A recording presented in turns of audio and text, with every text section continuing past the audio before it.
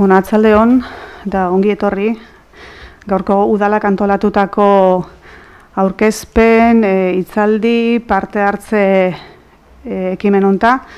Batetik ongi etorri, hemen era presentzialian zosten herriko eragile desberdinai, Caritas, Mugimendu Feminista, EMA, Gaztetxia, Anai Arte, ELA, LAB, Pentsiodunen Elkartia, Elikagai Bankua, Udalian lanian dihardugun hiru alderdixak, EH Bildu, EAJ eta Berdiak eta Independientiak, eta udaleko gizarte langilei ere eskerrik asko etortzearen, eta bestetik, udaleko YouTubeko kanaletikan aurkezpen hau jarraitzen zosten danai ere, ongi etorri.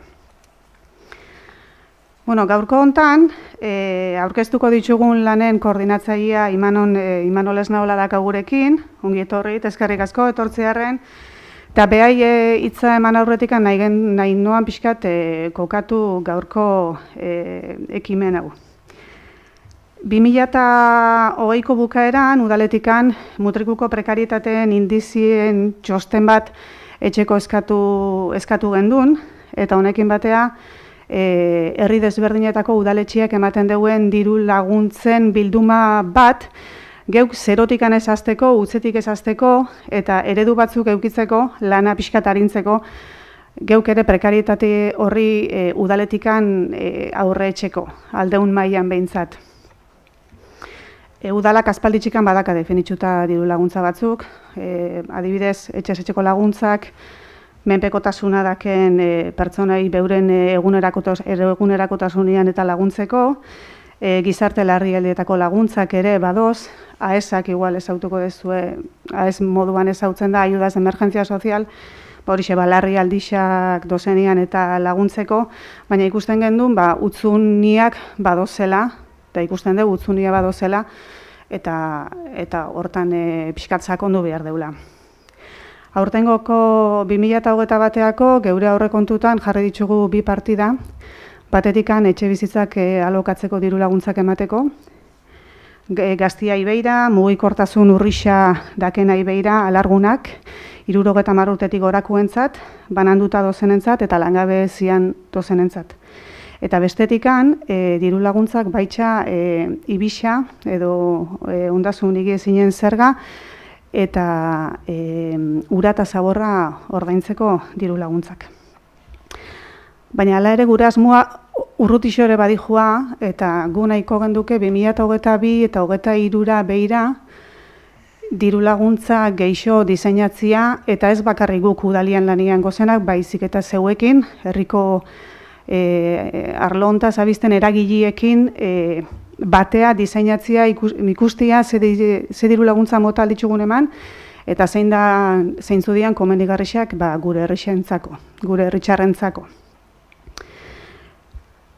Eta gaurko helburua bada batetikan, txosten honek ezautzia dudaigabe, baina beste helburu bada ere, oantxe esan deten bezala, hau lehenengo pasua izatia, parte hartze prozesu antzerako bat antolatzeko herriko eragileekin hau dana aurrera eramateko. Feminismoan bagabitzortan, migrazioan bagabitzortan, hezkuntzan ere bagabitzortan, eta gustatuko zakun ere, hau lehenengo pasua izatia, zeuekin hemendik aurrea lan eitxeko. Eta besteik gabe, utziko izuet Imanol Esnaolakin, da beak aurkeztuko digu txostenak.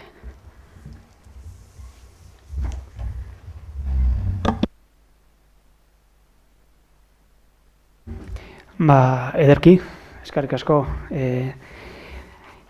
azalpenagatik, sarreragatik eta gonbidatu izanagatik. Aukera baliatuko dut musikoak entzeko, eta bakizue protokoloaren arabera, mai berean bageunde jantzite izan beharko nuke, bakarka erantzi dezaket. Dena den, zerbait baldin bada edo, esaiazu eta jantzi ere jantziko dut.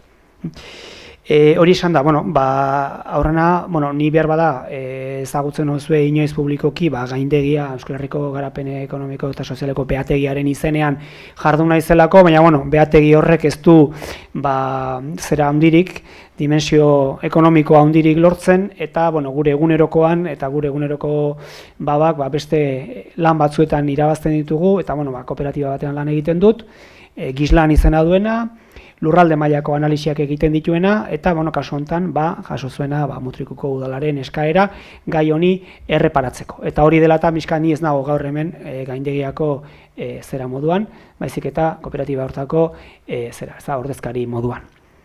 Eta hori esan da, nolabait ere, gaiari helduko diogu, eta nolabait ere guk jasotako enkargua, prekaritate egoeren nolabaiteko argazki bat egitearena zen.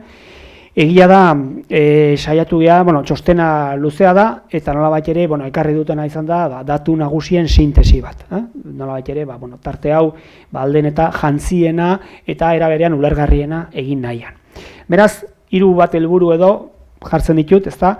Alde batetik prekariedade sozioekonomikoari lotutako indizeak ezagutzera ematea. Eta nik pixkat indize horiek jarri nahi dizkizuet aurrean dimensio reala agerian jartzeko, ezta? Bigarrena, kolektibo nagusiak identifikatzea, izan ere, prekaridadeak alderdi asko izan ditzake, eta badaude, Mutrikuren kasuan behar bada, ezaugarri berezi batzuk, ezta? Eta gero nolabait ere, balizko interbentzio hildo posible batzuk azaltzea, nolabait ere, udalaren eskutan dagoen txosten batean jasota daudenen aipamen bat da, ze teknikoki oso garatuak dira, eta ni ez nezasiko gaur banan-bana horiek azaltzen, ezta? Beraz, hori esan da, prekaridadeaz kontu pare bat esaten hasita, lehenengo eta behin prekaridadea zer den, ezta? Eta prekaridadea azken batean mugan bizitzea da, eta mugan bizi daiteke persona bat, era askotan, ezta? Persona bat, kolektibo bat, izan daiteke gabezia material bat, izan daiteke erlazionala, izan daiteke habitazionala, etxe bizitzari lotutakoa, izan daiteke emozionala, izan liteke ere osasunari lotutakoa. Beraz, prekaridade mota asko daude, guk bereziki lehen esan dudan moduan prekaridade sozioekonomikoari erreparatu diogu.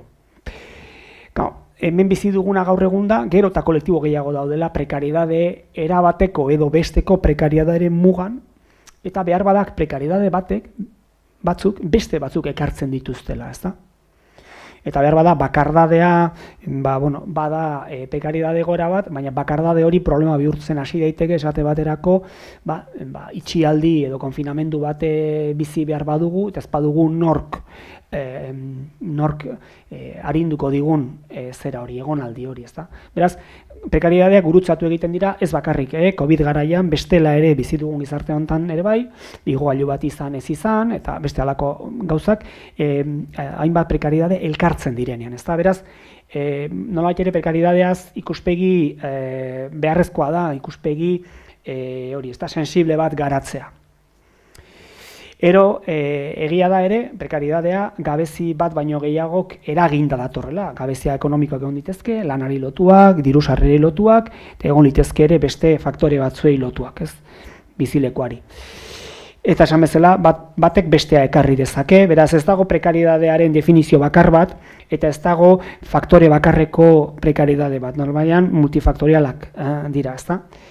Eta hortik ere, noski, muturreko egoeretan, bazterkeria egoerak sor daitezke, esklusioa egoerak. Eta behar bada hori da udalerri batean, herritargoak gutxien nahi duna, ezta? Bere herrikide bat, esklusio egoerara iritsi dela ikustea. Eta beraz hor nolabait ere, hori ezagutzeko, identifikatzeko estrategiak behar dira, eta hori ez da egun bakarreko lana, hori eguneroko lana da, eta hemen zaudetenok ongi dakizuen gauza bada. Eta eraberean, udalerri txikiak ere badira inguru egoki bat prekaridadea identifikatu eta behintzat herri mailako interbentzioak adosteko eta aurrea eramateko batzuk izan litezke udaletatik, beste batzuk izan litezke kolektibo sozialetatik eta beste izan litezke herritargoak oro har, ezta? Beraz, prekaridadearen aurreko interbentzio hori, udal politika hitz egin daitekeen, ezinbestekoa da izatea sensibilidade kolektibo bat. Eta nolabait ere jantzi eta ezi egiten den sensibilidade kolektibo bat. Eta hori, momentu honetan, oso azpimarratu beharrekoa dela, bizi dugun COVID garai honek agerian jartzen ditu kasurik larrienak, kutsatzeak, heriotzak, eta nolabait ere interbentzio protokolo gogorrak, ezta? Baina atzean, gero baituzte beste 11 gabezia ongi dakizuenez, lana galdu duenak, edo negozio itxi behar izan duenak, edo senideak etxera ekartzerik ez duenak, edo bakartuta egon behar duenak, 11. Beraz, nolabait ere, hor, esan bezala, ezinbestekoa da, hori, ezta, ikuspuntu hori lantzea. Dena den, eta nolabait ere, prekariedade egoera gogorrenak, eta esan ezagun gogorrenak, baino, hobe esango dut, prekariedade kolektibo eta prekariedade egoera ezagunenak eta atzetik jende gehien dutenak, kasu honetan, nahiko ezaguna dira, baina mutrikun berezitasunak dituzte, ezta? Bata da, inoiz kotizatu ez duten eta gutxi kotizatu duten personak, ezta? Gustatzen zain niri esatea oraindik ere, Franco gure artean bizi dela, hain zuzen ere kotizazio bajuen regimenak eta oso lotuta egon zirelako, bere garaian indarrean jarritako zenbait legerekin, ezta? Ezkondutako emakumea etxera behartzen zutenak, eta nolabait ere senarraren kotizazioarekin bakarrik bizitzera, eta bar. Eta orduan nolabait ere hor badago behar izan ditugu, baina, esan ezagun, ditugun datuak eta erabilitugun datuak ofizialak direla, publikoak dira, eta beraz kalkulatu eta berkalkulatu litezke, eta alde hortatik, nolabait ere, nahiko genituzkeen gai guztiak ezin izan ditugu dokumentatu. Baina eraberean ere, ekarri duguna sendoa da. Hori esan da beraz, lehenengo hurbilpen zera bat, ezta? Jarduera ekonomikoari dagokionez, Mutrikuk jarduera ekonomikoarekin ongi dakizue zailtasun desente ditu, muga desente ditu, eta ja, identifikatuta dago, barne produktu gordina aldetik eta nabetera aktibidade ekonomikoari dagokionez, nahiko udalerri zera dela, ezta? Aula, ezta? Eta orduan, 2034 landun, baina 1155 lanpostu. Eta beraz, enplegu defizit garrantzitsu bat, gutxi gora bera, herritik kanpo lan egiten dutenak eta langabetuak gehitu ezkero, nolabait ere 1200 lanpostuko defizit bat dagoela esan daiteke. Gaur-gaurkoz, gaur egungo Euskal Herrian, behar bada orain dela 30 urtekoan ez, oso udalerri gutxi dira, 100% enplegua daukatenak, biztanleria aktiboa eta enpleguen arteko relazioa erabatekoa dutenak, ezta? Mutrikuk ikusten duzen bezala, nahiko maila apaleko zera badu, ezta? Eskaintza badu enpleguari dagokionez. Eta sektore ekonomiko guztietan noski, eta horrek noski ondorio badu, ez? Lan mugikortasuna altua, azken batean herritarren ia erdia egunero 20 minututik gorako bidea egiten du bere lanpostura joateko. Ezaguna zaizuena eta hurbiltzeko. Okupazio tasatan ere, okupazio tasa eskualdearen antzekoa eta maskulinizatua. Biztanleria okupatua bereziki maskulinoa da. Okupazio tasa, erregistratutakoa zari naiz, lan egiten du jende asko dago, eta bereziki etxean lan egiten duten asko, nolabait ere ez direna jasotzen estatistika zeetan. Beraz, prekariedade adierazletara pasata, langabezia tasari begiratuko bagenio esate baterako, ze ikusten dugu, batetik 11%tik gora gabiltzala, eta gainera eskualdeko batazbestekoaren gainetik 2 puntu. Beraz, nolabait ere hor ikusten dugu, tasa altua da, oro har euskal kontestu batean, ez behar bada Bizkaiko zenbait eskualdetan bezain altua, baina nahiko altua Gipuzkoan bereziki, eta eskualdearen gainetik 2 puntu, beraz, 9%tik 11%ko alde hortan, ezta? Eta, gero, eraberean ere, langabetuen erdia baina gehiago emakumeak. Beraz, hor, 2.417 persona daude erregistratuta momentu honetan lan bila, baina ez du esan nahi, horiek dianik langabetu guztiak. Bakizue, nolabait ere, badagola jende bat, ez duena bere burua registratzen enplegu bilatzaile moduan, eta batzuk etxita daudelako, eta beste batzuk beste bide bat jorratu nahi dutelako, auskalo, baina erregistratakoak 217 bazien lan hau indako momentuan bintzat, ezta. Alegia, joan den urtearen amaieran. Eta gero, horren erdia, beraz, emakumeak, gehien bat, hori ezta, 50 urtetik gorakoak, eta formazio maila bajukoak. Formazio maila diferentetan, baina kategoria bajuenetan bintzat 82%. Eta beraz, nolabait ere, 50 urtetik gorakoak izateak ere, esan nahi du, pixka bat, bakizue, ez da, hor, rekonbertsio industrialaren garaian, formazioan aldaketa handi bat egon zen, eta nolabait ere lanbide heziketa eta zabaldu ziren asko emakumeen gana, eta nolabait ere hor laneratze nahiko altuak lortu dira geroztik. Baina horren aurretikako belaunaldiak, erreformaren aurretikako belaunaldiak jarraitzen dute laneratzeko formazio eskasekin. Arrazoiak 11, eta batzuetako batzuk etxean egon beharra, eta beste batzu bere garaian ez formazio hori jaso izana, eta 11 beraz hor badago zera garrantzitsu bat, ezta? Eta gainera, ikusten denez, erdia baino gehiago, zera, ezta? Ia erdia, iraupen luzekoak, beraz iraupen luzea, bi urtetik gora lana topatu ezinik dabiltzanak. Beraz hor, badago kolektibo garrantzitsu bat, nolabait ere, merezi duena behar bada sakonago ezagutzea eta ikustea hori zergatik eta nola eragin daiteken.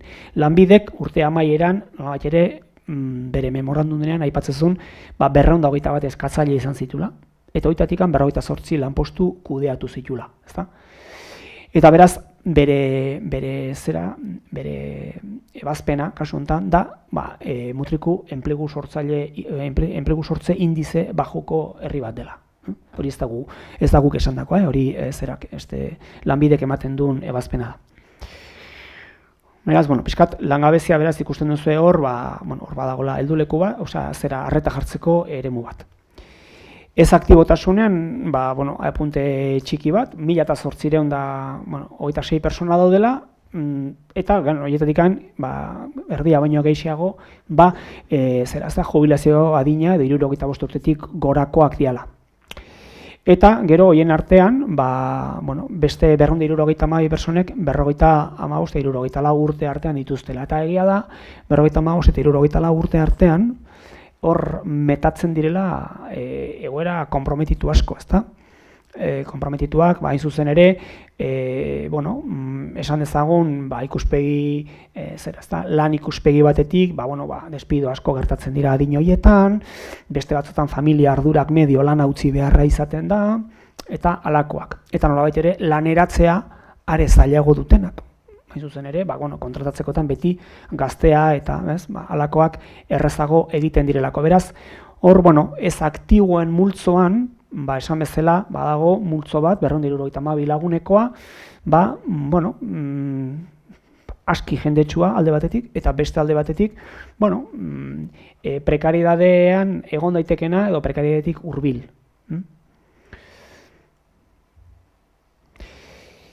Ongi, gero, beste kontu bat errentarena, ezta? Bataz besteko errenta, eta egia da, bataz besteko errenta, hau, estimazioak eta, beste medio, alde batetik, errenta personala, eta bestetik familiako errenta, ezta? Bi indize daude hor, hemen laburtu dut, jostenean zehatzago daude, eta, eskualdekoa baino bajoagoak dira. Eta gutxi gora bera 4,5, 4,9 bakoitza. Errenta personala 4,5 bajoagoa da, beraz errenta personala 20.000 euroren bueltan baldin badabil, omen zera, ezta, Mutrikun 19.000aren bueltan, 1.000 euroko aldea dago gutxinez. Eta familia mailako errentetan, antzeko proportzioan, ezta. Horrek esan nahi du, gutxi gora bera, 1.748 persona, 1.000 eurista maila deitu dezakegun horretatik bera dagoela une honetan zeran, ezta, Mutrikun. Eta, hor badagoela multzo handi bat, nolabait ere, 5.000 eurotik berako diru-sarrerekin kokatzen dena, ezta.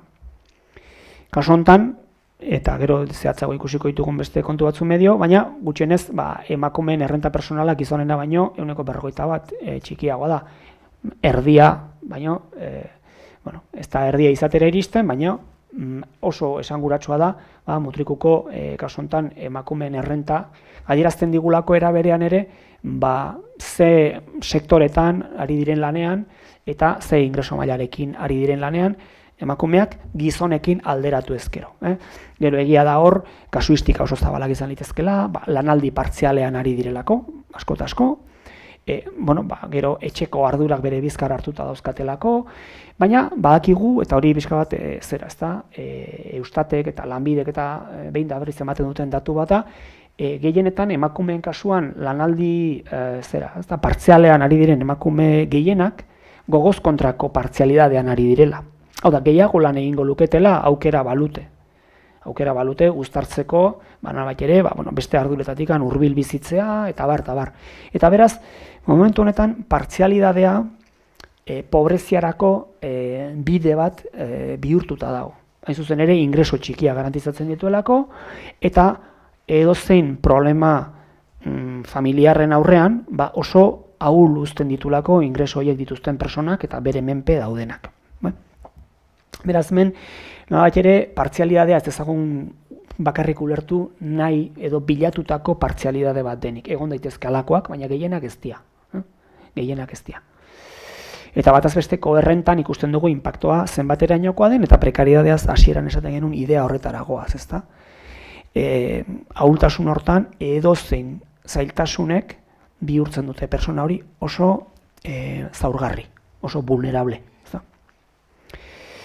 Eta vulnerabilidade hori nabarmena da batez ere famili buru posizioa daukaten emakumeen kasuan. Familia buru edo familiko arduradun nagusi, gradu diferenteak egon litezke, baina edo esan ezagun guraso bakarreko familia baten buru direlako, edo bikotean biziarren bere bizkar hartu behar dutelako etxe hortako martxa. Beraz hor, eta kasu horretan ikusten dugu famili buru diren emakumeen kasuan ere errenta gizonezkoena baino apalagoa dela gutxienez ehuneko 12an. Eta beraz, ikusten duzu pixkat hasieran aipatzen genuen mapa hori datutan jazten nahi datu asko guztien nahi naiz bidean, ez dizuet mapa gehiegi jartzen, baina uste dut, nintzat ezur eta haragi forma hori emateko balio digula, eta hemen errentarenak oso garbi adierazten digula, behintzat lanerako adinean dauden personen multzo horri dagokionez. Behiratu dugun, aztertu dugun beste gaietako bat, herri mailako desoreka sozioekonomikoak dira, diru sarrerei dagokionez batez ere, eta nolabait ere zenolako aldea dagoen gehien dutenen, gutxien dutenen eta errenta distribuzioari dagokionez, ezta? Eta hortxe ikusten dugu, herrian badagoela multzo zabal bat, 5.000 eurotik bera, 5.163 eurotik berako diru sarrera dituna urtean, bataz beste beraz 930 euro, ezta? 800 lagunetik gora.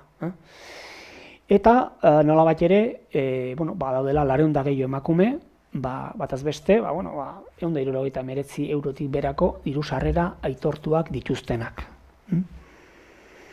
Gero, pentsa dezakegu, familiaren bitartez, familiaren koltsoiarekin, hau da, nolabait ere, diru sarrera aitortuak. Aitortuak, nolabait ere, errenta moduan, ezta? Eta gero, badagoela beste multzo handi bat, nahiz eta hemen ez dakit datua zuzena den, kontrastatzen beharko nuke, berdina atera zaidalako, eta behar bada hori, baina behintzat, hilean 1.123 eurotik berako sarrerak dituena. Beraz, ikusten duguna da alde batetik, badagoela multzo handi bat diru sarrera apalekoa, eta ikusten duguna datua, eta ondorioz, beraz, hor P20 ikusten duzuena da, pertzentila hartuko bagenu, ezta? Diru sarrerak multzokatuko bagenitu, 10 multzotan, lehenengo 2 multzotan, 20 arteko multzo horretan dagoen errentak, azkeneko azkeneko urtetan bikoiztu egin direla. Hau da, proportzioan gutxien jasotzen duen herriko jende multzoa bikoiztu egin da. Ez du esan nahi, gehien dutenek gehiago jasotzen dutenik, esan nahi duena da, lehen gutxi jasotzen zutenak orain gutxiago jasotzen dutela, eta beraz, diru sarrera txikienak dituen multzoa onditu bikoiztu egin dela. Horrez, zerbait, adierazten du, egia da, bakizu hor 2010ko krisia lertu zen garai hartan, bereziki galdu zen enplegu asko, manufaktura industrialari lotutakoa, esate baterako, Noski, horiek metaleko enpleguak ziren, ingreso honeko enpleguak ziren, baina milaka eta milaka enplegu galdu ziren, eta Debabarrenan eutsi zaion neurri batean, eutsi zaion sektore industrialari, baina enplegu asko galdu ziren, eta hor nolabait ere sektore batzuk enplegua galdu zuten bezala, beste sektore batzuk hartu dute enplegu hori, eta diru sarrerak ez dira rekuperatu. Beraz, nolabait ere, diru sarrera apaleko sektoreak hartu dute, nolabait ere, lehen ez zuten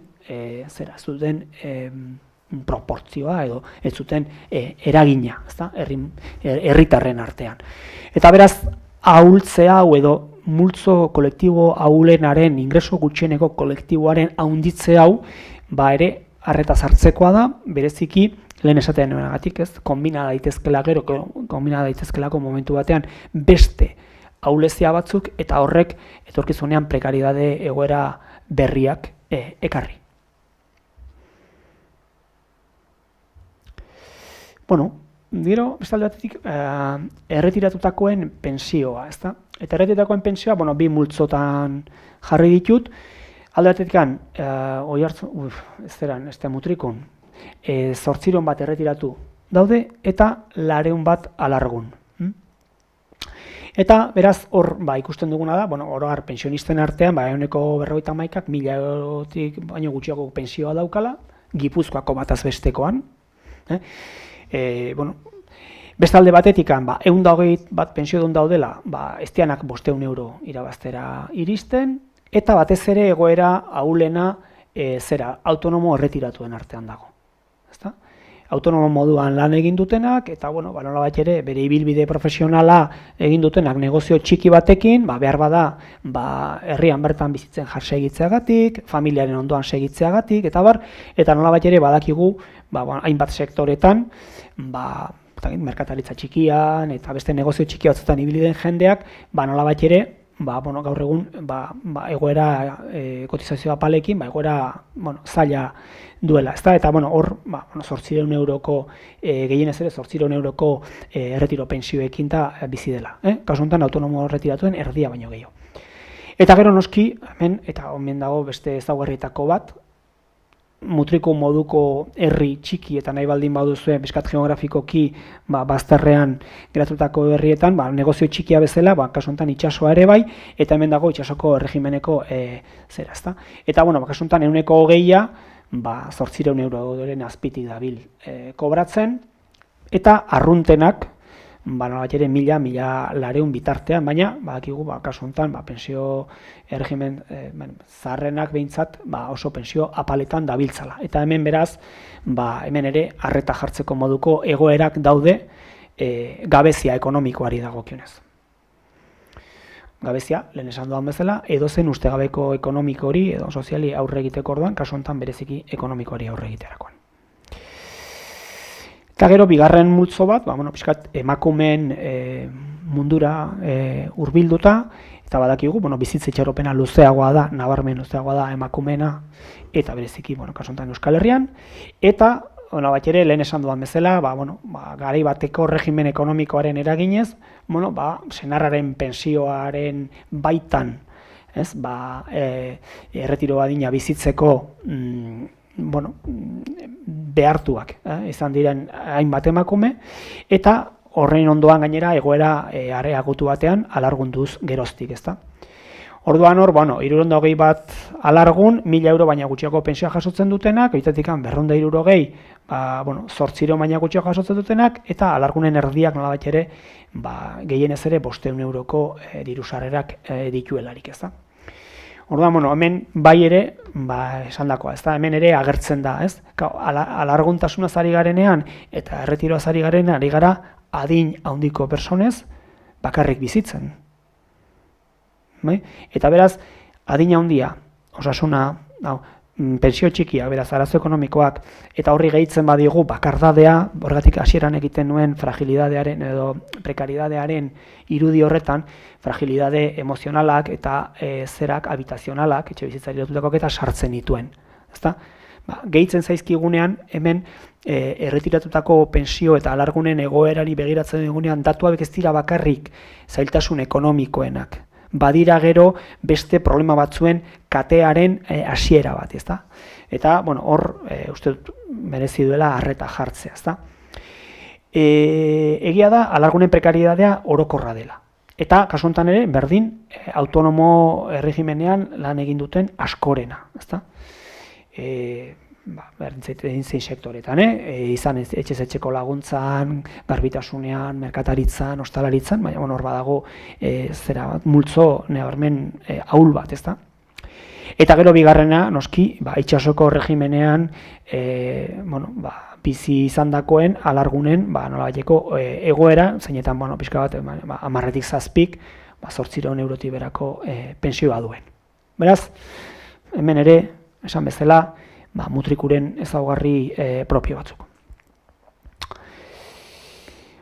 Begiratuko bagenu dena den, ezaugarri berezioiez gain, zein diren herrian, diru sarrerak bermatzeko errenta jasotzen dutenak, eta hau esatean, bazpada esango dut, diru sarrerak bermatzeko errenta ez da diru sarrera bat edo non dagoena. Hori Euskadiko Autonomia Erkidegoan dago, bakizue, Ibarretxeen garaian adostutako diru laguntza bat dela, konsenso politiko, haundi xamar batez onartua izan zena, eta nolabait ere Estatu Espainolean pareko bakarra dauka Nafarroan.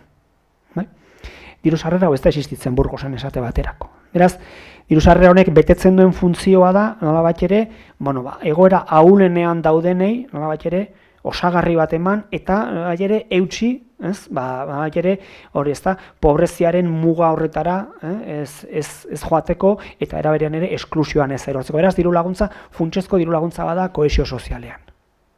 Eta honi emaiozue bere garrantzia. Bere garrantzia, diot, rekurso bezala, agerian jartzen duelako premia bat, eta nolabait ere badaukalako atzetik bultzada soziopolitiko importante bat, ezta? Eta beraz funtzio hau herri honetan erabaki da. Esan nahi dut hau ez da Madrilgo legebiltzarrean erabaki. Eta honek badu bere garrantzia. Adierazten duelako ere, nolabait ere herri borondate bat, ezta? Kohesio sozialari begira. Beti egin daitezke gauzako beto, gauza eta baliabide gehiago jarri, baina diru sarrera bermatzeko errenta tresna garrantzitsua da. Sarrera hori eginda, dena den. 98 pertsona dira gutxi gorabehera, dira sarrera honen hartzaileak, 2021ko martxoko datua dau, eta erdia baino gehiago emakumeak. Eta hemen bi multzo daude, ezta? 30-44 urte artekoak, bereziki adin horretan seme-alabak, adin txikiko seme-alabak bere kargu dituzten emakumeak, personak. Eta gero 50 urtetik gorakoak, ezta? Eta noski, multzo honetan ere, ja lan merkatutik urruntzen ari direnak, askotan ere, familia ardurak medio, besteak beste.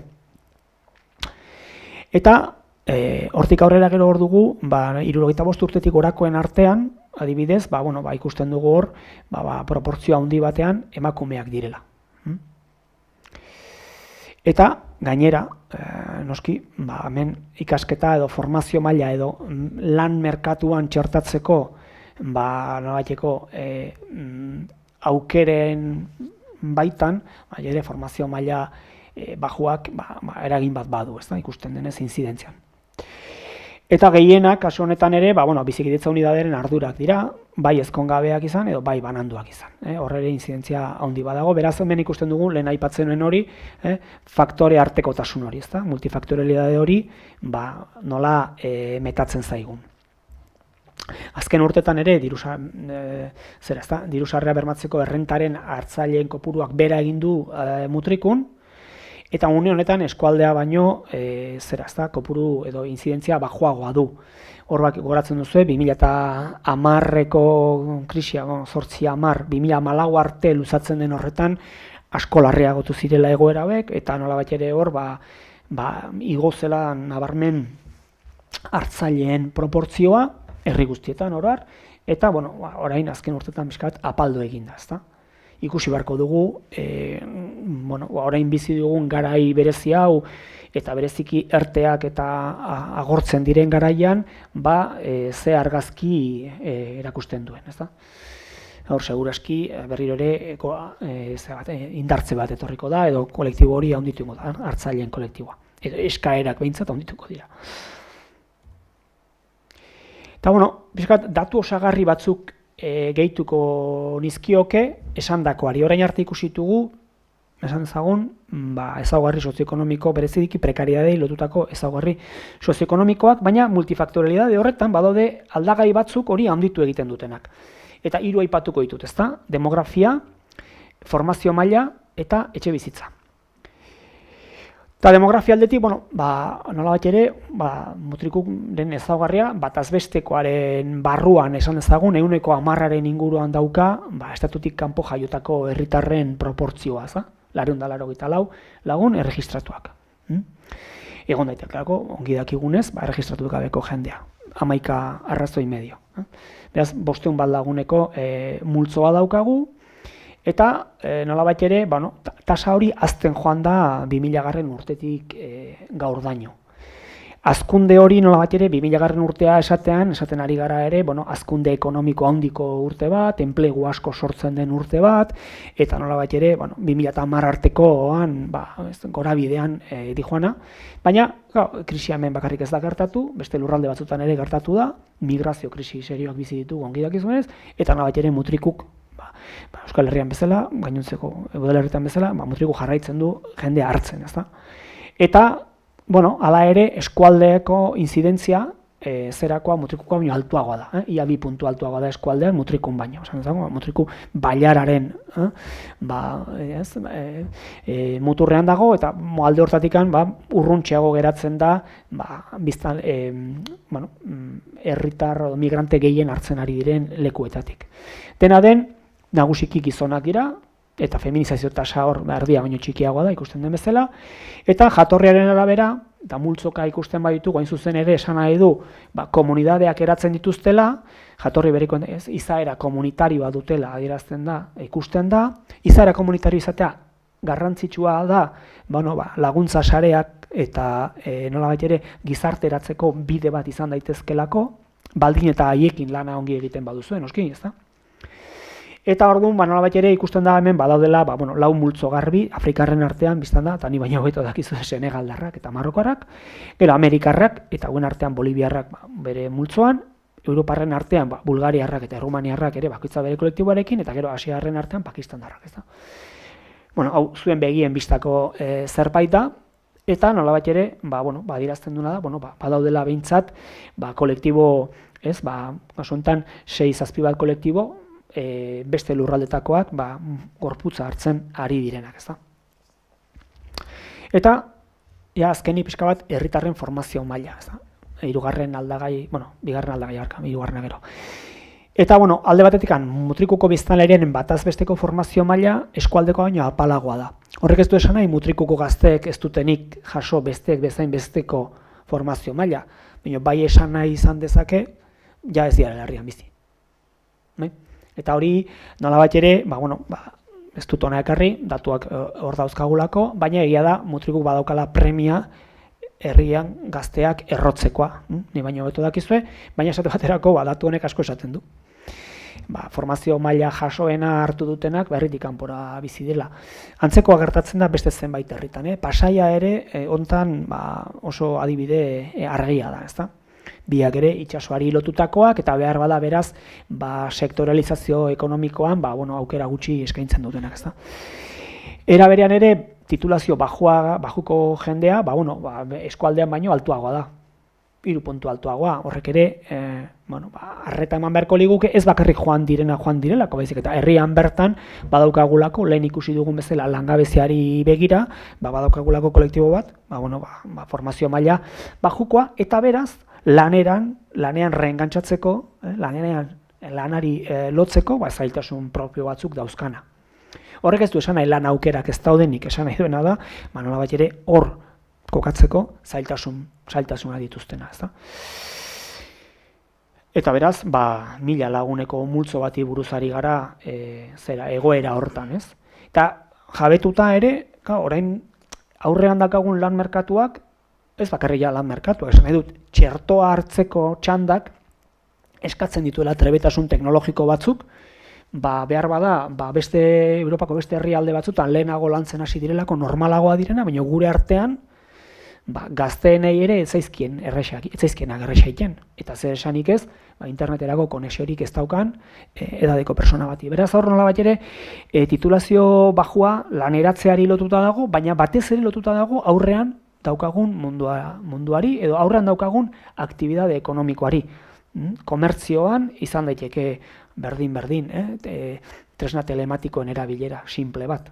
Eta beraz, formazioarenak hemen, ez dio bakarrik eragiten, ingeniero izan nahi duen, edo ingeniero informatiko izan nahi duen ala, ez eragiten dio, oinarrizko lanpostu askori.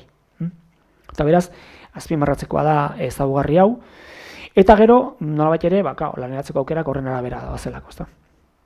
Eta azkenik etxe bizitzaren multzoa, ezta.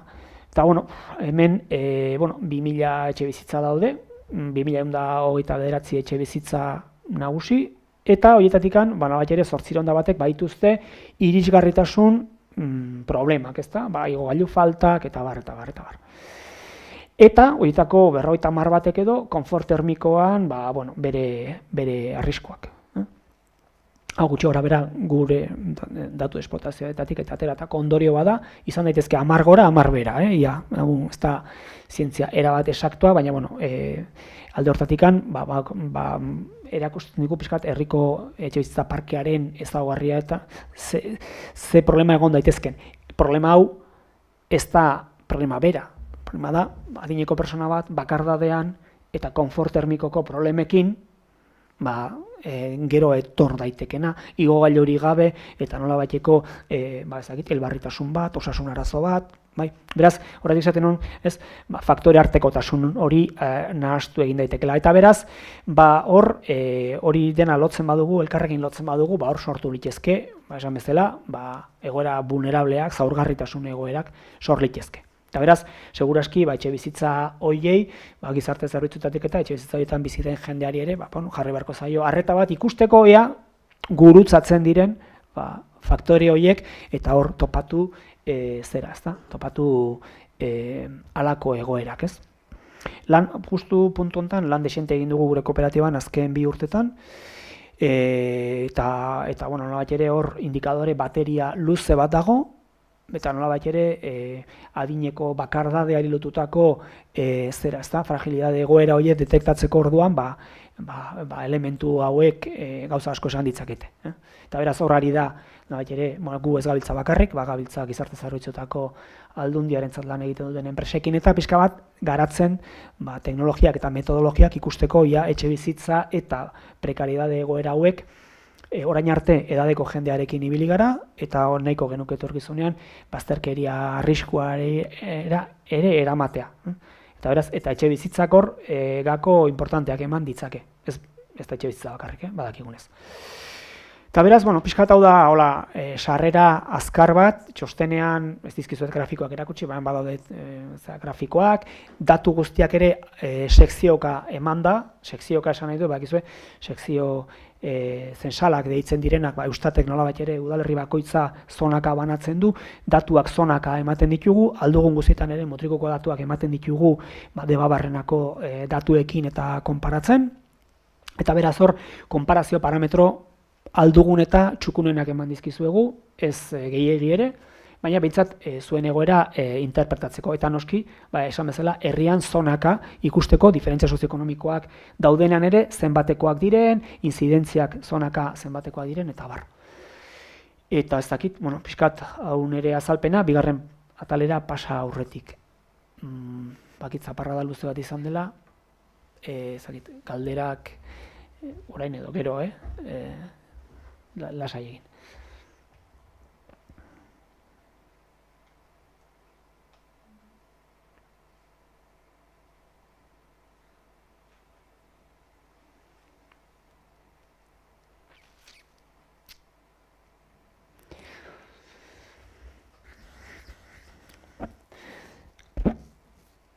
Piskat hemen agertzen zaizkigun patroiak oso lotuta daude nolabait ere mutrikuren ezaugarri jakin batzuei, ezta, eta horietako bat da esan bezala, nolabait ere aktibitate ekonomiko jakin batzuen inzidentziagatik, eta hori oso lotua adibidez itsasoaren bueltako azken hamarkadetako ekonomiari. oso lotuak zahartzeari, eta oso lotuak nolabait ere, emakumearen inguruko politika sozioekonomikoen ondorioei, ezta?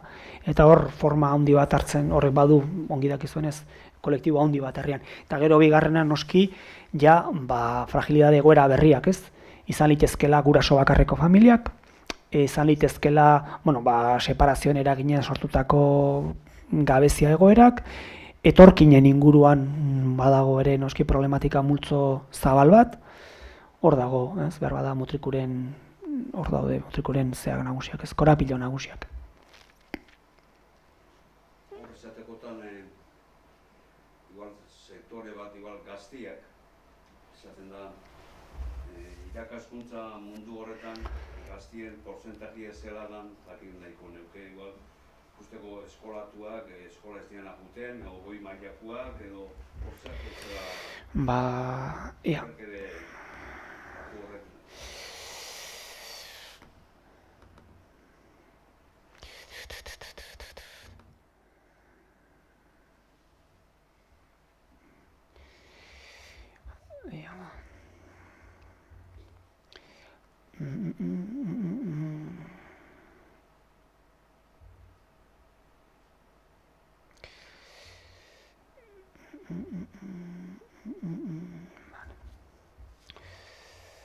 Berrogeita hirugarren orrialdea joango gea.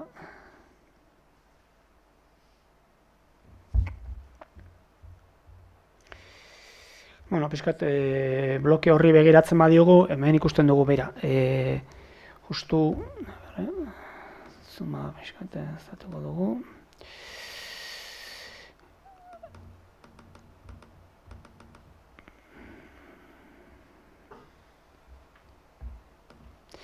Hemen ikusten duguna da, alde batetik marra beltza debabarrena da, eta marra horia mutriku, ezta? Eta, ikusten duguna, mutriku debabarrenaren gainetik dago, titulazio bajuen inzidentzian, beherantzoa, baina nolabait ere mutriku beti debabarrenaren gainetik.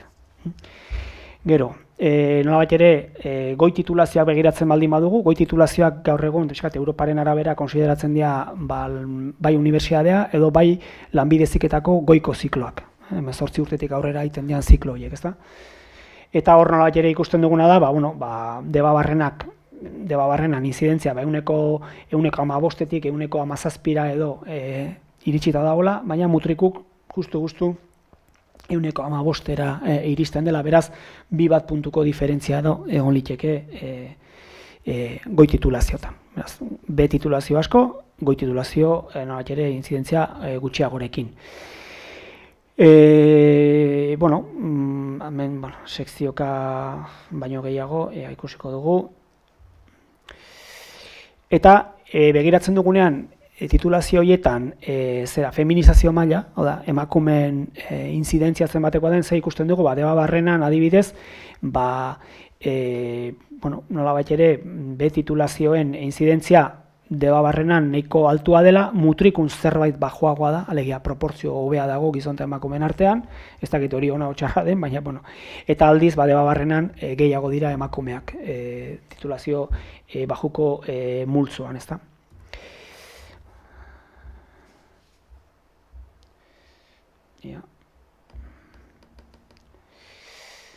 Goi titulazioan, ikusten dugun gauzetako bada, adibidez, goi titulazioan, debabarrenean, adibidez, emakumeak gizona baino desente gehiago direla, hori ere hala da, eta mutrikun zerbait hobeto, hala ere. Beraz, goi titulazioetan, pauta orokorra da orogar Euskal Herrian, momentu honetan, goi titulazioetan emakume gehiago dabil gizona baino.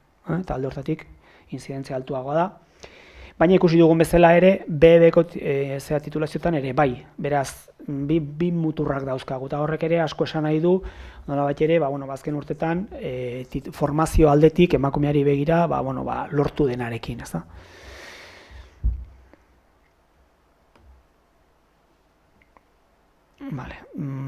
Ez nijoa auzoka, sekzioka, joan gintezke, baina, ez dakit zure galderak erantzuten nahi zen, baina pixkat hor dago. Hau ja errenta kontuak dira. Komentatu duzu, orduletuak sektore prekarizatuen pertsona kopurua handitu egin dela. Eta eraberean esan dezu, diru-sarrerak bermatzeko errentan hartzaile kopurua jaitsi egin dela. Bai. Orduan zela etxen dezu bi egoera horien arteko interpretazioa? Bueno, hor alde batetik esplikazio mekaniko bat eman diteke eta gero egin daiteke beste era bateko interpretazioa, ezta? Nik esplikazio mekanikoa eta hipotesi mailan uzten dut ez dudalako zehazki hori aztertu da, azken batean diru-sarrera bermatzeko errenta hori muturreko egoerari ematen zaie eta seguraski 2014an bezain beste muturreko egoera ez da gertatu, besterik gabe enplegua pixkanaka hazten joan delako, ezta? Eta beraz, sarrerak baldin baituzu lanagatik, ez dituzu beste laguntza hauek jasotzen, ezta? Baina beste alde batetik dago nolabait ere egoera prekarioen hazkundea. Prekaridadearen kontzeptua esan dezagun subjektiboa da, bai? Esan nahi dut, ez dago inun lege bat esaten duena prekarioa da hau, forma hau daukana edo, diru-sarrera bermatzekoak bai jartzen du muga argi bat, diru-sarrerei dagokionez eta bar, baina prekaridadea deitzen dugun horrek ez du.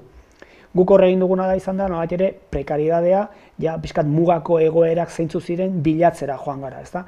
Eta hor ikusten duguna da, nolabait ere agian eman dezagun, ezta? Formalki enplegu bat izan dezake pertsona batek, baina enplegu horrek zenbatean laguntzen dio, astean 15 ordu lan egiten baditu. Beraz, formalki badu kontratu bat, inkluso baita afiliazio bat ere gizarte segurantzan, baina era berean daukan lan intentsidadearekin ezin dio eguneroko bizimodari eutsi. Eta agian ez dio ematen ere diru-sarrera bermatzeko errenta jasotzeko haina, ezta? Eta nolabait ere, momentu honetan Europan eta ez bakarrik esan ezagun organizazio sindikala handien aldetik, baita instantzia ofizialen aldetik ere aitortuta dago lan intentsitate baxuak pobreziarako atea direla. Lan intentsitate baxua izatea gauza bada, baldin eta zure bikoteak sarrera bat baldin badu, baina zer gertatzen da bikote hori zurekin ez dagoenean, edozein arrazoi medio, zure sarrerekin geratu zara, eta horria zure ahuleziak handitu egiten dira, beraz, lan intentsitate baxuak momentu honetan problema dira, eta hor gabiltza momentu honetan, ezta? Lan intentsitate baxuak aitortzen ditugu, ez ditugu, ikusiko dugu gero adibidez, zenbait udalerri hasi dira, lan intentsitate baxuak, nolabait ere aitortzen, eta kondizio batzuk, esate baterako, pensionistekin planteatzen den bezala, ez da 1.081 eurora iritsi beharra dagoela, eta esate baterako buruz hain ez, eta azpeitik udala dela hor komplemento bat onartua dauka, horretara eraman dezakeena gutxiago jasotzen ari dena, seguru aski momentu honetan hori ere beharko da lanean ari den jendearekin. Hain zuzen ere ugaritu egin direlako, bere garaian modan jarri zen, Alemaniako hitz hori, ez da, mini-job deitzen zen hori, mini-jobak ez dira jolas bat, mini-jobak esan bezala pobreziarako atea dira.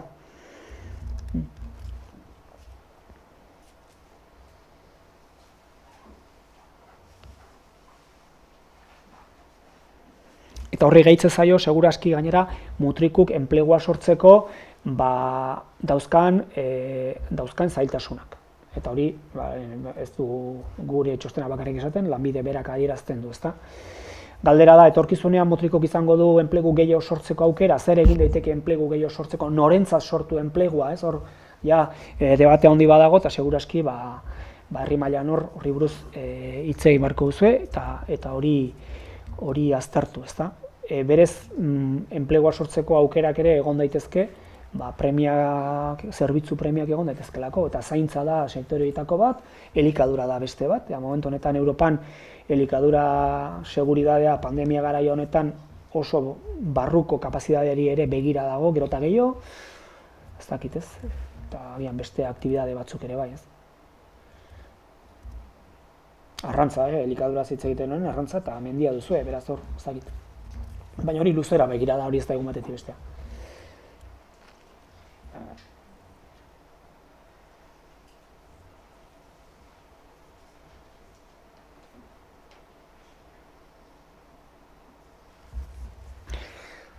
tira, galderaik ez bada eta bestela gero egin. Eta orduan, gu nolabait ere, pixkat, begiratu ditugu gero, udalarekin da, pixkat ikusi, zeintzu ziren udalaren interesak, eta herri batzuk aukeratu genitun, eta herri horietan egoera prekaridaderi aurre egiteko egitasmo bereziak bilatu genitun. Gu, kasu honetan, egia da, Gipuzkoara mugatu gara, eta esan dezagun, tamainaz ez udalerri handiak. Esan dezagun, Irun, Lasarte, ezakit ez, biztanle baizik eta, bezkat udalerri txikiagoi, ezta. Eta hor, kasu honetan, Usurbili begiratu genion, Azpeitiari begiratu genion, Hernaniri begiratu genion, eta Errenteriari begiratu genion, hori da. Batez ere, hor ikusten genituelako, hor bat zeudela, zenbait programa belarrire izten alizitzizkigunak, interesgarriak, eta udalak ere nolaiten interesgarri ikuste zitunak. Eta hor 6 multzo egin ditugu, alde batetik osasun larrialdearen testu inguruan etorri diren laguntzak, izare sozialeko laguntzak, autonomia, batez ere adinekoen kasuan autonomia sustatzeko dauden proiektuak, gizarteratzea sustatzeko daudenak, oinarrizko gastuei erantzuteko, etxe bizitzaren erosotasunari begira eta etxe bizitza publikoa sustatzeko. Eta hor 6 bat multzo egin ditugu, eta identifikatu ditugun neurrian, eta egitasmoak uste zigun neurrian, dokumentatu ditugu, zuen gizarte arloko batzordearentzat, dokumentazio mailan aztertu ditzazuen eta hausnartu ditzazuen. Honek ez du isten, noski, dagoen mundu zabal bat programa hauek, beste hainbat lekutakoak aztertzeko. Guk hurbileko begiratu ditugu, gure gaur egungo praktikan ikusten ari garenak, ezta. Eta esate baterako, Azpeitian badago adibidez, pandemia sortu zenean, ekimen bat, eguneroko mailegua eta halako erantzun ezinik geratu zirena, derrigorrean lana utzi behar izan zutelako edo enpresa itxi zitzaielako, horientzako diru laguntza bat, ezta. Horren zera, eraberean ere, Errenteria Horretaren kasuan, bazegon arazo bat, haiek, Errenteria Pasaia, eta hauek Donostia aldeari begira, esan dezagun, errenta bajuko jende asko hartu dute azken urtetan, eta horien artean asko dendariak, asko etxez-etxeko langileak, ezta? Eta asko paperi gabe. Eta orduan nolabait ere hor ere bide bat ireki zen, gehienak etorkinak gainera eta emakumeak. Eta hor ireki zuten lerro bat, nolabait ere hola geratu ziren, egoera hortan geratu ziren emakumei, gero udalak berak ere bazuena lehendik ere etorkin elkarte egin da harreman bat eta ezagutza bat, eta nolabait ere horiek hartu eta horiei nolabaiteko erantzun bat emateko bide bat, ezta? Kontziliaziorako ere laguntza osagarriak, zer gertatzen da, etxeran geratu behar baduzu, 4 urteko ume bat zaintzen, eta lanera ezin joan, eta halakoa, hor ere laguntza lerro bat ireki zuten. Eta, Usurbilen antzeko zera bat, baina kasu honetan ja, elikadurari begira, ezta? Bakizue, hainbat etxetan, eskolako jantokia izten bada, eguneroko otordu on eta bero bat ziurtatzeko zailtasunak daudela, ezta? Gogoratuko duzu 2010ko udan, Barakaldoko udalak nola bere diruz eskolatako jangelak zabaldu zituen, Barakaldok 1.000 biztanle ditu, zabaldu zituen, hain zuzen ere, zenbait umek izan zezaten egunero non jan otordu bero bat, ezta? Beraz, kasu honetan hori ere detektatu zuten Usurbilen eta egin zuten modua. Autonomiaren sustapenerako egitasmoak, eta hau ja nolabait ere autonomia zaurgarritasunen barruan adineko jendeak desgaitasunekin edo dependentziarekin edo beste era bateko dependentzia egoerak zituzten personak. Eten txiki batekin ez, momentu honetan pixka bat, dependentzia egoerak ez dira bakarrik edadeko personei begira, eta laguntzak ez doaz bakarrikan edadeko personei begira, ezta? Dependentzia ere bada ume adin txikiko bat zure ardurapean izatea, eta beraz, gero eta gehiago dependentzia hartzen da zure kargu, ezta, gai ez diren personak hartzen dituzunean aitortzen zaizun ardura bat. Hori Frantziak dexente landu du, orain zenbait urte ere, jardunaldi batzutan hori nahiko ongi landu zuen Aralar alderdiak hemen Gasteizen, eta Frantzitik eta aditu batzuk ekarri, eta hori azpimarratzen zuten, ezta? Gero eta gehiago gure gizartean, dependienteak zure esku dituzunean, izan helbarriak, izan menpekotasuna dituztenak, umeak eta bar, nolabait ere hor jarri beharra zegoela laguntzen ardura, edo hor jarri beharra zegoela politika publikoen arreta, ezta? Eta hor pixka bat, Azpeitian, hainbat ekimen, Azpeitian ere Urolan oro har, pensionista kolektibo sendoa landa bil, eta nolabait ere, hor hainbat gauza, aurrea atera dituzte, ezta? 75 urtetik gorako herritarrentzat diru laguntza, gutxienez 1.081 euroko pentsioa osatu bitarteko komplementoa, era berean ere, zera, ezta? Behar baino diru sarrera gutxiago dituzten edo lan intentsitate baxuak eta pobrezia egoeran dauden personentzako laguntzak, etxeko laguntza zerbitzua kontratatzeko ere bai familientzat, bai bakarri bizi diren adineko personentzat edo desgaitasunen bat duten edo gabezia funtzional bat duten personentzat. Baita ere azterketak, mendekotasun azterketak egiteko, zebakizu, mendekotasun azterketak ere badu bere gauza, aitortua izan dadin zure mendekotasuna gero laguntza jasotzeko, horretan ere ireki dute bide bat. Laguntza personalerako prestazioak, nolabait ere, adinean aurrera dijoan jende batek, agian ere pixkanaka behar du lagunduko dion norbait, eta jende hori kontratatzeko laguntzak ere bai, eta antzeko zerbait ere Hernanin, ez? Autonomiari begira, esaten duen bezala, sortzen ari diren eta gero eta aitortuagoak diren dependentzia horiek. Multzo honetan gainera, ezaugarri soziologiko bat aipatzeko euskal gizartearena, biztan da, behar bada orain arte ohituta geunden familia oso hurbil izatera, baina gaur egungo lan mugikortasunarekin familia gero eta urrunago dago, eta edadeko personek, ongi dakizuenez, urrun izateak ere ez die laguntzen gero egunerokoan aurrera egiteko, ezta? Eta hori oso nabarmena da bereziki beste lurraldetatik etorri diren edadeko personekin. Eta nolabait ere, sare soziala, sare familiarra urrun duten jende horietan ere arreta jarri beharra dago.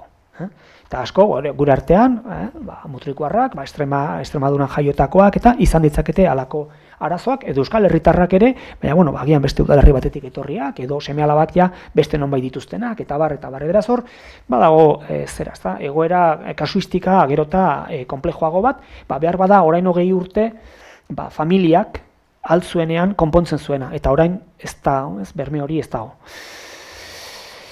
Gizarteratzea sustatzeko egitasmoak, eta hemen ere, Azpeitia Hernani usurbil, nolabait ere, alde batetik, bazterkeriako behar larriko egoerei aurre egiteko laguntzak, bazterkeriaren mugara iritsi aurreko, esan dezagun injekzio ekonomikoak, bai Azpeitian, bai Hernaniren kasuan gainera mikrokredito moduan, ezta? Zer gertatzen da egoera ahulean dagoen familiaren bat, ez dakit, ez? Autonomo moduan ari dira, furgoneta badute, matxura bat eta ez dituzte 6.000 euro matxura hori konpontzeko, ezta? Hor kreditu linea bat zabaldu dute, fiare bankarekin, nolabait ere, kasu horietarako, ezta? Originalidade puntua badauka, ez dalako osagarria delako beste laguntzak, beste problemetarako, eta badutelako ere, era hortako ekonomia duen jendea, ezta?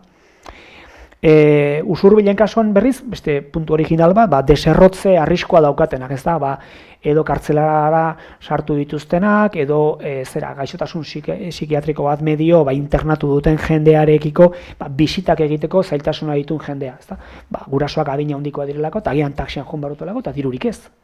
Orduan iriki dute pixka bat ere hor bide bat, ez da? Internatutako jendeari familia, bisita bermatzeko, eta ez hau alde hortatik eta diseinua ikusten baduzue, ez da soilik eta bakarrik euskal preso politikoen inguruko egoera medio, baizik eta bereziki eta oso bideratua bazterkeria egoeran gera daiteken jende horri, ez da? Drogomenpekotasunak eta internatu psikiatrikoetan da halakoetan dagoen jendeari begira, ez da? Eta adina handiko jendea edo umeak eta tarteko direnean laguntza. Eta beste hau txikiagoa, baina pixkat auzolana sustatzeko, eta auzolana termino zabalenetan hartuta, baina auzolaneko egitasmo kolektiboak martxan jartzeko proiektuentzat badago hor laguntza hildo bat. Bueno, gero, prekaridadean tipikoa den, oinarrizko gastuetarako, ezta? Ibia ordaintzeko, eta halako egoeretarako hor diru sarrera bereziak, ezta? Eta hau ja dira oso bereziak eta oso kasu puntualei begira eta herri bakoitzak hemen bere kasuistikari begira iriki dituen ildo zerak, ezta? Txikiak. Etxe bizitzen erosotasuna bermatzeko, batez ere esan bezala, etxe bizitza bihurtu ez dadin zera bat, ezta? Prekariedade iturri bat, eta hirigune historikoan, ezagutzen dugu gutxi gorabehera Hernani turismoari esker, eta alde zaharrak etxe zahar asko ditu igogailuri gabe, edo leihori gabe, eta badakizu Hernanin zarata problema serioa da. Alde zaharrean, zikintasunarekin batera, Sagardo garaia eta hori guztia, hor zarata eta hor leihoak berritzeko, baldintza multzo zabala da, zurezko leihoak dira, ez dira nolanahikoak eta bar, baina hor lerro bat ireki dute, berdin igogailuentzat, eta berrentiaren kasuan, pobrezia energetikoa, pobrezia energetikoa bizi ezaketen jendeari begira, eta agian bonus sozialera iristen ez dianak. Horri begira ere, lerro txiki bat ireki dute. Eta, azkenik, eta pixkat etxebizitza publikoaren bueltako hainbat iniziatiba, adibidez Azpeitik udalak, eta nahiko errakastaz gainera, urolak badauka ezaugarri bat, bertako gaztedia bertan bizitzen geratzen da, biztanle gazte galera txikia dute, eta alde hortatik, hor alde zaharrare bizi berritu nahi zuten, eta alokairu politika honek, gazteak bertan geratu, eta herriko alde zaharreko etxeak erabili, eta hor, bide interesante bat iriki dute. Gero etxe bizitza publikoak alokatzeko zailtasunetaran dabilen jendea, baina behar duena etxea, kasu honetan hor ere beste lerro bat iriki dute, eta hortik gero Bernanik ere antzera jokatu du, bere beste bi programa berezirekin, baina antzeko hildo batean, eta gero horrezkat errenteriak zabaldu du, emantzipazioarako eta Azpeiteren antzeko bide bat, baina hor ireki ditu bi bide, eta horietako bat, etxe bizitza komunitario bat, orain Europan gero eta gehiago ikusten diren hauen modukoa, 26 apartamentu daude, erabilera individualekoak, eta gero baituzte erabilera komuneko espazio batzuk, eta nolabait ere obligazio batzuk, bere komunidadean bizitzen jarraitzeko, ezta? 30 urtetik berako gazteentzat da. Eta batez ere, gurasoen etxea utzi nahi dutenentzat, hori begira dago. Eta, usurbilek esate baterako, ikusi zuen, etxe bizitza problema bat den aldetik, etengabe eduki bertzuela eguneratua etxe beharrean zagoen jendearen zerrenda, eta orduan dauka, iraunkorki zabalik errolda bat. Etxe beharrean den jendearen errolda bat, eta une oro daki, zenbat jende dabilen etxe bila, eta ze ezaugarri ditun jende horrek. Eta bide hori ere iriki du. Eta pixkat hau edia, txostenera ekarri ditugunak, eta uste dugu oro har, momentu honetan Gipuzkoan eta prekaridaderi begira dauden ekimen gehientsuenak, ekimen esan ezagun ezoiko gehientsuenak direla, udalerri txiki ertainetan. Eta honaino nire azalpenak. Ez tarriare, ahi zait.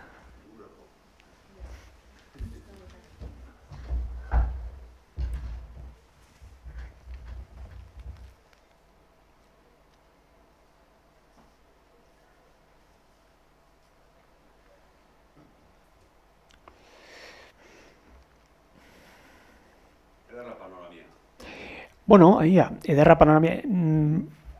Herria ezagutzen duzuena, gutxi gorabehera badakizue zer dagon, honek laguntzen duena da, numerotan ekartzen, eta laguntzen duena da, igual, prekaridade egoera bakoitzari bere dimensioa ematen, gero zuen adade batea, ikusteko benetan non dagoen premia handiena, edo udalak eta herriak non daukan erantzuteko aukera gehien. Gu zerbait azpimarratuko bagenu gure lan honetatik da, prekaridadeak eskatzen duela adostasun sozial altu bat. Ze prekaridadeak gehiago etorriko dira. Hau ez dago geldik. Gehiago etorriko dira eta gainera ez bakarrikan agian multzo batzuk handituko direla. Baizik eta prekaridade berriak sortuko dira eta orduan behar da begirada sozial aktibo bat horiek identifikatzeko, baina ez da nahikoa nik identifikatzea ala zuk, ala besteak, hor behar da gero elkarren artean konpartitzea ze hori, ezta? Ikuspegi hori, interbentzioak, bat ere, herri mailako interbentzioak izateko. Ez daitezen izan, interbentzio instituzional badago, ez. Tamaina hontako herrietan, bat ere hor behar da kohesio altu bat, hain zuzen ere, agian batek lortzen ez duena, beste batek lor dezakelako. Agian administrazioak lortzen ez duena, herrigintzako talde batek lortu dezakelako. Adibidez, informazioa biltzea, kasua detektatzea. Eta gero hori ez, eta herri mailako konsensu hori lantzea, ez da, hemen hau gertatzen ari da, egin dezagun zerbait, ez. Nik uste, begirada aktibo hori eta herri mailako espiritu hori, nik uste, importantea dela. Gero, programa bat, edo bi, segun, zenbat alden, adosteko.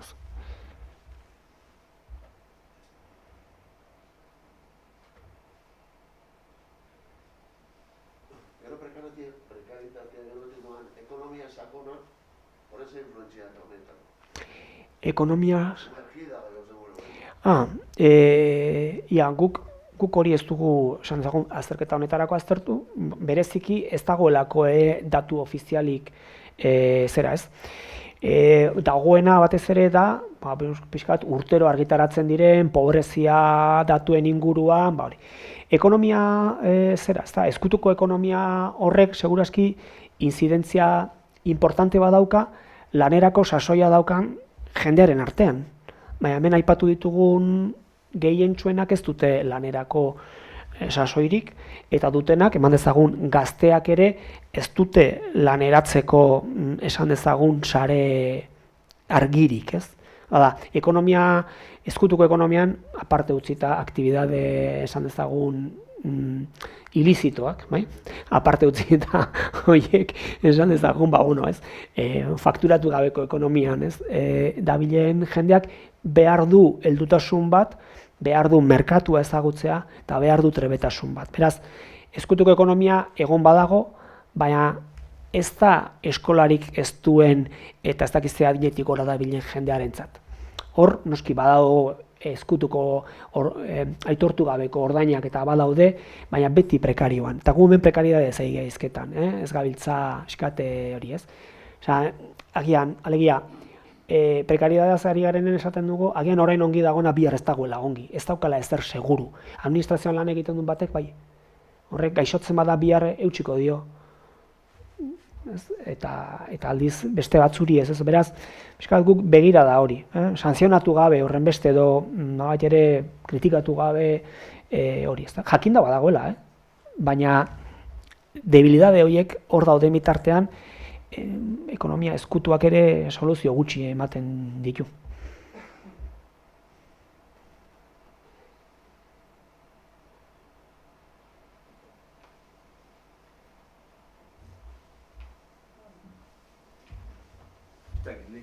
Eraberdinean hor eman dezun datorre guztiekin, eta da zuzenduta batez ere prekaritateen inguruan. Eta horri buelti eman da mutiluk ez daka beharrik eta gauzaik ikusteko eta begiratzeko zer egin beharko luken ez dan ematen lan postoik eta sortzeko ez dan ematen motiboekan, haber zer egin beharko leuken hori dana bultzatzeko eta hor politika bat markatu, haber zein leiken horretara. Nik daitea, ale industriala diala, komunikazioa diala, ez da gizar dala? Bai, baina kontuan izan, lan falta ez dala prekaridade iturri bakarra. Bai, eta hemen esate baterako baduzuela edadeko, zaudetela edadeko multzo handi bat, ez da oso lotuta dagoena garai bateko regimen ekonomikoari, oso egoera ulan dagoela. Beraz, hor ekonomiak gora egin arren, eta agian udalaren ingresoak ere gora etorri, hor ez dago inziditzeko moda, horri begiratu behar zaio bere horretan, ez da. Gauza bera gertatzen da, lana egon arren, bi ume bere kargu ditun persona bakar horren egoeran ere, lanak bete dezake funtzioaren parte bat, baina ez du erabat beteko, ez da. Orduan, hor, eta berdin etxe bizitzarekin, ez, orduan hor, prekariedadeak, pluralean hartzen baitugu, esan du da, relazionala, osasuna, habitazionala, materiala, eta horien arteko kombinazioan, ekonomia hobetzeak lagun dezake kasu batzutan, baina ez guztietan.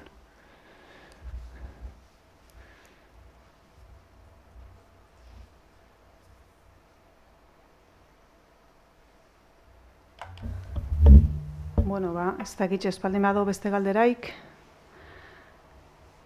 Ja, orduan bukatu egingo deu. Lehen esan bezala, lehenengo helburua hau zen, zuedanok datu hau edanak ezagutzia, baina bigarren helburua da, danon artean prekariedadiai aurre etxia eta ikusten dezu lanpilua dagoela etxeko. Ona etorri zeaten danok dakazue borondatia, danok zeate herriko eragileak hortan zabiztenok laguntzeko asmuakin. Eta, jarriko deu hitzordu bat, eukiko dezue gure berri, eta ia hurrengoan ere batzen gehan geixenok, eta honekin lanian hasten gehan. Eta, eskerrik asko da noi etortziaren.